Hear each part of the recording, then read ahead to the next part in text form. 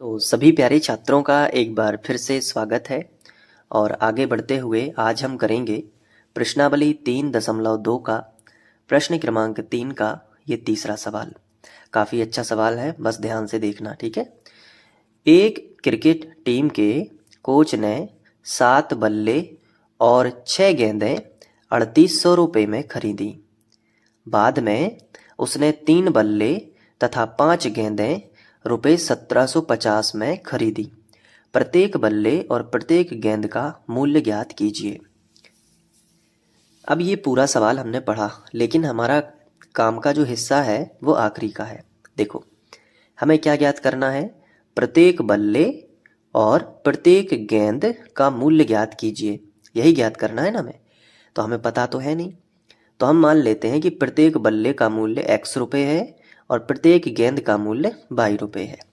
तो सवाल को, जो सवाल का हिस्सा होता है ना, आखिरी हिस्सा, वहां से हमें पता चलता है कि सवाल में हमें करना क्या है। तो देखो फिर कैसे शुरुआत करेंगे। सबसे पहले हम जिस तरीके से हमें पेपर में लिखना है ना, उसी तरीके से समझना है। प्रत्येक बल्ले और प्रत्येक गेंद, तो पहले इसको टारगेट करो, लिखोगे माना, ठीक है। प्रत्येक बल्ले, प्रत्येक बल्ले का मूल्य, ठीक है। प्रत्येक बल्ले का मूल्य कितना रखोगे बताओ? पहले नंबर पे लिखा है तो x मान लो, तो प्रत्येक बल्ले का मूल्य कितना हो जाएगा? x रुपये। इतना बन जाएगा। कहाँ से पता चला? सवाल का आखिरी हिस्सा पढ़ के, ठीक है। तो प्रत्येक बल्ले का मूल्य कितना हो जाएगा? x रुपये। और आगे क्या लिखोगे? प्रत्येक गेंद का मूल्य, तो नीचे लिखोगे प्रत्येक गेंद का मूल्य। प्रत्येक गेंद का मूल्य कितना हो जाएगा, जल्दी बता दो। तो प्रत्येक गेंद का मूल्य हो जाएगा अपना 22 रुपये। पहले का x मानना पड़ता है, दूसरे का 22। इतना बन जाएगा ना। प्रत्येक बल्ले का मूल्य x रुपये और प्रत्येक गेंद का मूल्य 22 रुपये हो जाएगा। अब लिखेंगे प्रश्नानुसार। अब प्रश्नों को पढ़ेंगे और सवाल को हल करेंगे। तो प्रश्नानुसार जो पहली शर्त है वो यहाँ से यहाँ तक है और दूसरी शर्त यहाँ से यहाँ तक है। तो पहले हम प्रश्नानुसार लिखेंगे, सेमीकोलन लगा देंगे, फिर लिखेंगे फर्स्ट शर्त से। फर्स्ट शर्त से। अब फर्स्ट शर्त क्या कहती है कि 7 बल्ले और 6 गेंदें 3800 रुपये की है या खरीदी, एक ही बात है। और 3 बल्ले और 5 गेंदें 1750 की हैं, ये दूसरी शर्त है। तो पहली शर्त से हमें अभी मतलब है कि 7 बल्ले हैं। कितने बल्ले हैं? 7 बल्ले, ठीक है। बल्ले मतलब बैट्स। 7 बल्ले हैं और 6 क्या है? गेंदें हैं। तो प्लस में कर लो कि 6 गेंदें। अगर आप 7 बल्ले और 6 गेंदें खरीदते हो तो टोटल आपके पैसे लगते हैं 3800 रुपये। तो बराबर कर लो और लिख दो कि 3800 रुपये लगते हैं। इतना समझ आ गया? 7 बल्ले खरीदेंगे दुकान से और 6 गेंदें खरीदेंगे तो टोटल कितने रुपए लगेंगे? 3800 रुपये। लेकिन अब इसको मैथ्स में कन्वर्ट करो, यानी गणित में बदलो। तो कैसे बदलोगे? देखो, एक बल्ले का प्रत्येक मतलब एक होता है, तो एक बल्ले की कीमत कितनी है? x रुपये। तो 7 बल्ले की कितनी हो जाएगी? 7x, ठीक है। एक बल्ला x रुपये में आता है तो 7 बल्ले 7x रुपये में आएंगे, यानी 7 गुना ज़्यादा कीमत में। प्लस है तो प्लस, ठीक है। अब एक गेंद की कीमत कितनी है? 22 रुपये। प्रत्येक गेंद का मूल्य, यानी एक गेंद का मूल्य कितना है? 22। तो 6 गेंदों का कितना हो जाएगा? 6 22, ठीक है ना। और बराबर लगा है तो बराबर लगा दो, और 3800 लिखा है तो 3800 लिख दो। तो ये बन गया तुम्हारा एक समीकरण। तो इसे समीकरण 1 बना देना, बन जाएगा यहाँ पे, ठीक है। अब आगे चलो, अब लिखेंगे सेकंड शर्त से। एक शर्त और दी गई है, बहुत ध्यान से समझते जाना, ठीक है। तो सेकंड शर्त से। अब सेकंड शर्त क्या कह रही है? सेकंड शर्त कह रही है कि 3 बल्ले और 5 गेंदें हैं। यहाँ पे हम वही लिखते हैं, क्या लिखेंगे? 3 बल्ले प्लस गेंदें कितनी हैं, 3 बल्ले हैं 5 गेंदें हैं, यहाँ पे लिख लेते हैं 3 बल्ले और 5 गेंदें। ठीक है, 5 गेंदें लिख दी। इन दोनों को मिला के कितनी कीमत बनती है, 1750। तो हमने बराबर का चिन्ह लगा लिया और लिख लिया कि 1750 रुपये में बनती है। अब देखो, एक बल्ले की कीमत है x रुपये, तो 3 बल्ले की कितनी हो जाएगी, 3x। इसी प्रकार प्लस लगा है तो प्लस 5y, 5 गेंदे लिखा है ना तो 5y लिख दो, बराबर कितना, 1750। इसको बना देंगे हम समीकरण नंबर 2। आ गया समझ में। अब क्या करोगे, समीकरण 1 व 2 को प्रतिस्थापन विधि से हल करोगे। तो हेडिंग डालोगे प्रतिस्थापन विधि से, प्रतिस्थापन विधि। इसी तरीके से आपको एग्जाम में लिखना है, प्रतिस्थापन विधि हेडिंग डाल दी। अब प्रतिस्थापन विधि में सबसे पहले क्या करना होता है, दोनों समीकरणों को यहाँ पे लिखना होता है। तो पहला समीकरण क्या है, 7x धन 6y बराबर 3800। इसको बना लो समीकरण 1। और दूसरा समीकरण क्या है, 3x धन 5y बराबर 1750। इसे बना लो समीकरण 2। तो ये तो समीकरण 1 2 अपना था ही। अब प्रतिस्थापन विधि क्या कहती है, देखो इस विधि को अलग से समझना कि प्रतिस्थापन विधि कहती है कि समीकरण 1 से शुरुआत करो। तो चलो कर लेते हैं। तो अपन ने लिखा समीकरण 1 से। अब समीकरण 1 पूरा लिख देंगे, क्या है, 7x धन 6y बराबर 3800। पूरा लिख दिया कि नहीं। अब यहाँ से हमें x का मान निकालना होता है। किसका मान निकालना है, x का। तो y वाले पद का पक्षांतर करना पड़ता है। तो अगले स्टेप में हम लिखेंगे, ये एम्प्लाई जेड का यूज भी आप कर सकते हो। अगले स्टेप में हम 7x तो लिखेंगे, लेकिन ये प्लस का 6y नहीं लिखेंगे, बल्कि बराबर लगा लेंगे डायरेक्ट। क्यों नहीं लिखा 6y को, क्योंकि हम इसका पक्षांतर इस तरफ कर रहे हैं। तो हमने बराबर लगाया और बराबर के बाद जो संख्या लिखी है वो पूरी लिखी, यानी 3800 भी लिख लिया। फिर ये जो प्लस का 6y है इसका पक्षांतर इस तरफ कर लिया, तो माइनस का 6y हो गया। अभी तक हम इसे समीकरण 3 नहीं बना सकते, क्योंकि x अकेला नहीं है। x के साथ में गुणा में कितना है, 7 है, तो गुणा वाली संख्या का पक्षांतर भी करना होगा बटे में।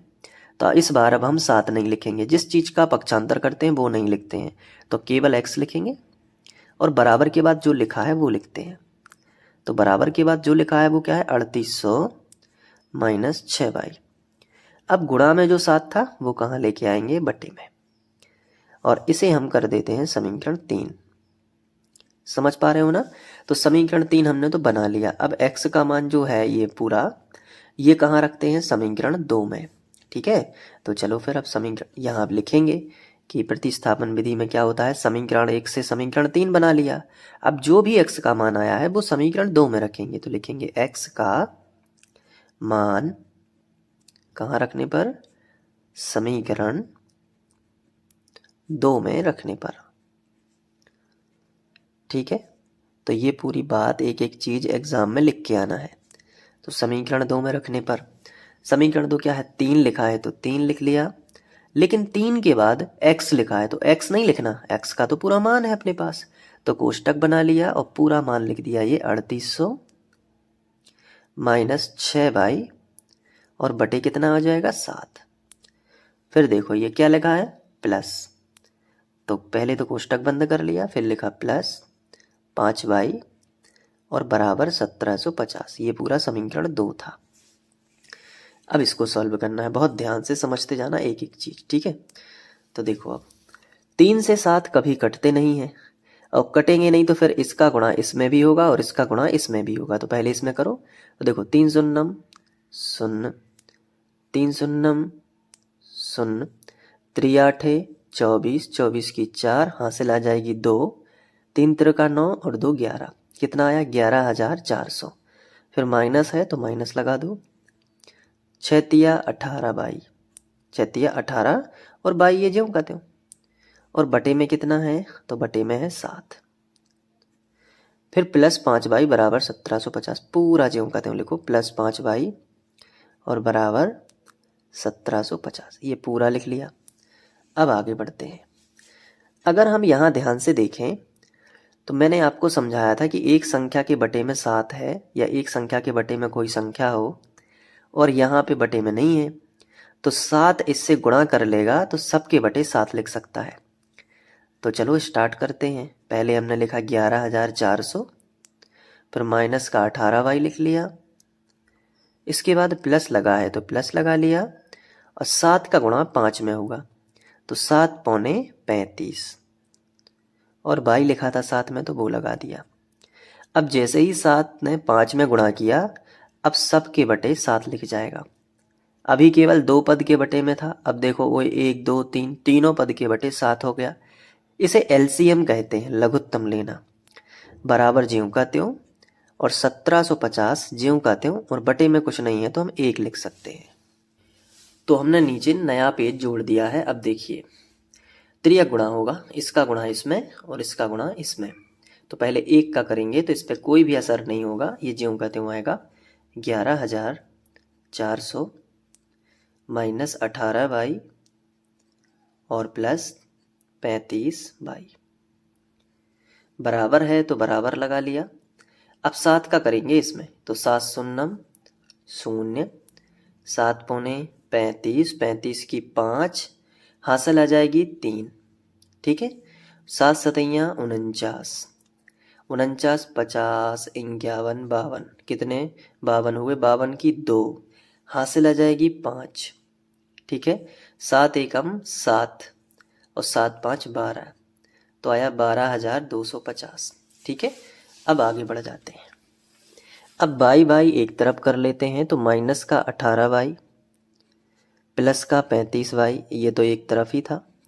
बराबर लगा है तो बराबर लगा लिया, ये पहले से लिखा था 12,250। लेकिन ये जो संख्या है, ये संख्या थी ना, इसको हमने यहाँ पे नहीं लिखा। क्यों नहीं लिखा, क्योंकि हम इसका पक्षांतर इस तरफ करने जा रहे हैं। तो ये प्लस का था तो इस तरफ ले आओ तो माइनस में हो जाएगा, तो माइनस का हो जाएगा 11,400। ठीक है, अब 35 और 18, धन का 35 है माइनस का 18 है, तो 35 में से 18 घटा लो। कैसे घटाओगे, यहाँ 35 लिखो, यहाँ 18 लिखो, माइनस कर लो। तो 5 के मान लेते हैं 15, 15 में से 8 जाएंगे, बचेंगे 7। ठीक है, बचेंगे कितने 7, यहाँ 2 बचा, 2 में से 1 गया तो 1, तो 18 और 17 जोड़ोगे तो 35 ही आएगा।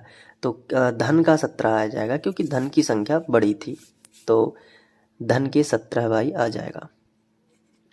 बराबर लगा है तो बराबर। अब 12,250 में से 11,400 घटाना है, तो कैसे घटाओगे मैं बता देता हूँ। देखो ये रफ रजिस्टर लिया, रफ पेज लिया, और 12,250 में से 11,400 घटाना। देखो घटाने के लिए अंक के नीचे अंक लिखना पड़ता है, माइनस। 0 में से 0 जाएगा तो 0 ही आएगा, 5 में से 0 जाएंगे तो 5 ही आएगा। अब 2 में से 4 नहीं घट सकते, तो 2 के मान लेते हैं 12। 12 में से 4 जाएंगे तो बचेंगे कितने 8, यहाँ 1 बचा, क्योंकि उधार दिया था 1 इसको, तो 1 बचा। 1 में से 1 जाएगा तो 0, और 1 में से 1 जाएगा तो 0, तो 850 मिलेगा, वो भी प्लस का, क्योंकि बड़ी संख्या प्लस की थी, तो 850 लिख लिया। अब देखो बाई का मान निकालना है, तो गुणा वाली संख्या कहाँ आएगी, बटे में, तो बाई बराबर 850 और बटे में कितना आ जाएगा, 17 आ जाएगा। तो फिर बाई बराबर 17 एकम 17 और 17 पौने 85, 5 बार में कटेगा और ये 0 रहेगा साथ में, तो बाई का मान कितना आ जाएगा, 50। ये देखो। अब आगे क्या करते हैं कि जो बाई का मान होता है वो समीकरण 3 में रखते हैं, और समीकरण 3 जो था मैं यहाँ पे लिख लेता हूँ, था x बराबर 3800 माइनस 6y/7। ये समीकरण 3 है सवाल में ऊपर, आप देख सकते हो, अगर आप नोट करते जा रहे हो तो भी आपको पता होगा। ये देखो, देखो दिख गया, ये है समीकरण 3, दिख गया, और वही मैंने इस कागज पे लिख लिया है, 3800 माइनस 6y/7 x बराबर। ठीक है, तो अब हमें रिवर्स होने की ज़रूरत अब नहीं पड़ेगी, तो मैं यहाँ पे प्रॉपर समझा पाऊंगा। लिखूंगा बाई का मान y का मान कहाँ रखने पर, समीकरण 3 में रखने पर। तो x का मिल जाएगा मान समीकरण 3 में रखने पर। चलो रख लेते हैं। तो x बराबर क्या है, 3800 माइनस 6, लेकिन y की जगह पे 50, ये देखो, और बटे कितना है 7। ठीक है, समझ पा रहे हो ना, 3800 माइनस 6, y की जगह पे 50 और बटे कितना है 7। अब देखो x बराबर 3800 माइनस 6 पंचे 30, तो 6 पंचे 30 हुआ और ये 0 लगा दिया, तो कितना हो गया 300 और बटे कितना हो गया 7। तो x बराबर 3800 में से 300 घटा दो तो कितना हो गया, 3800 में से 300 घटाओगे तो 3500 बचेगा और बटे कितना हो जाएगा 7। 7 एकम 7 और 7 पौने 35 यानी 500 आ गया। तो x बराबर कितना आ गया 500। ये देखो, ये x का मान है और वो y का मान है। तो अब हमने माना क्या था x और y, देखो मैं आपको दिखा देता हूँ। यहाँ पे देखो, प्रत्येक बल्ले का मूल्य x रुपये माना था, तो x का मान कितना आया 500। तो नीचे लिखेंगे अतः प्रत्येक बल्ले का मूल्य, प्रत्येक बल्ले का मूल्य कितना होगा 500 रुपये, यानी एक बैट 500 रुपये में आएगा। और प्रत्येक गेंद का मूल्य, प्रत्येक गेंद का मूल्य 50 रुपये होगा, क्योंकि बाई का मान कितना आया है 50, तो गेंद का मूल्य कितना होगा 50 रुपये। तो इस तरीके से ये सवाल हल हो जाएगा। आप यहाँ पे लिखोगे आंसर। ठीक है, अब आपको लिखना है, नोट कर लेना है। तो मैं आपको दिखा देता हूँ। ये देखो, यहाँ से आपको लिखना स्टार्ट करना है। फिर इसके बाद यहाँ पे, फिर इसके बाद यहाँ पे, फिर यहाँ पे, इसके बाद ये देखिए, वीडियो को पॉज कर करके आप सब कुछ लिख सकते हो और अपने नोट्स बना सकते हो। और यहाँ पे, ठीक है, इसके बाद यहाँ। तो उम्मीद है कि आपको ये सवाल अच्छे से समझ में आ गया होगा। आगे के वीडियोस देखने के लिए आप हमारी